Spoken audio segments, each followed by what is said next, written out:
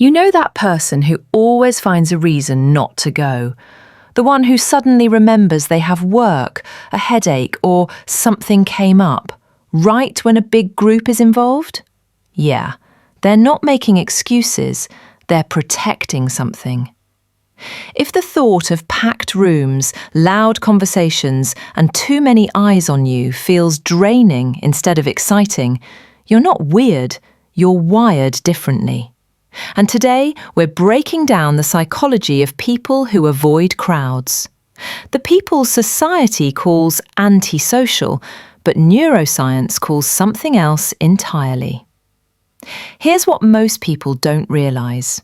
Some nervous systems crave stimulation, noise, movement, social energy. That's where extroverts come alive.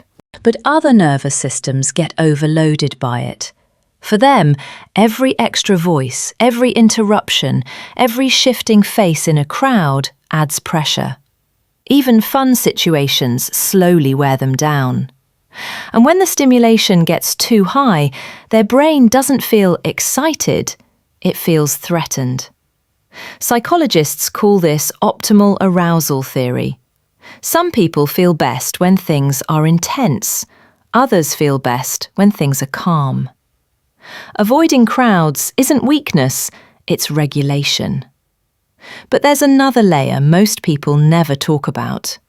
Crowds mean unpredictability. You don't control who stands near you. You don't control the noise, the smells, the conversations, the sudden movements. For people who are sensitive, anxious, or deeply observant, that lack of control makes their nervous system stay on high alert. Their brain is scanning everything at once, and that's exhausting.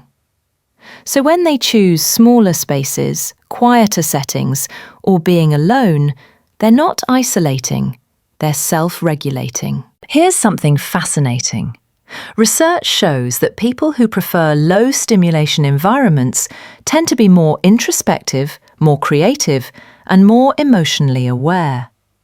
When there's less noise outside, they hear more inside.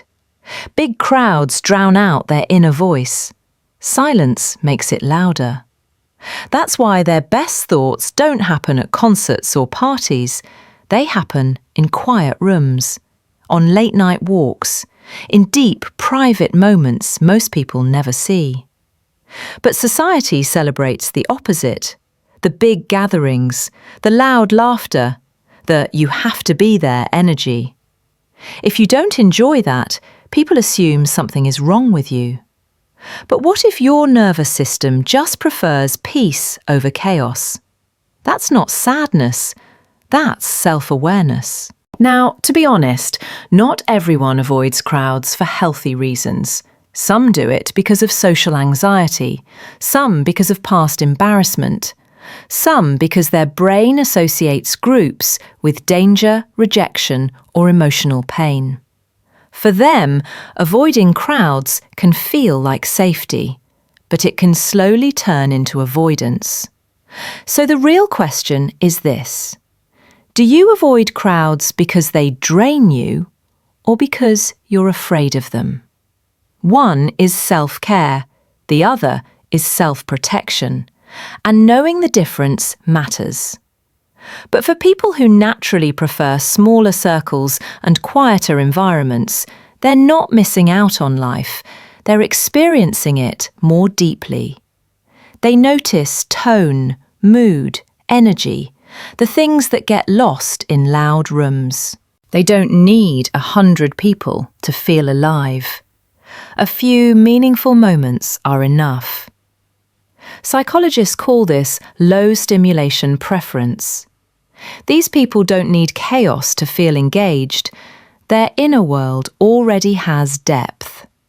So if you avoid crowded places without guilt, if you feel more yourself in calm spaces, if you'd rather have one deep conversation than 10 shallow ones, you're not broken.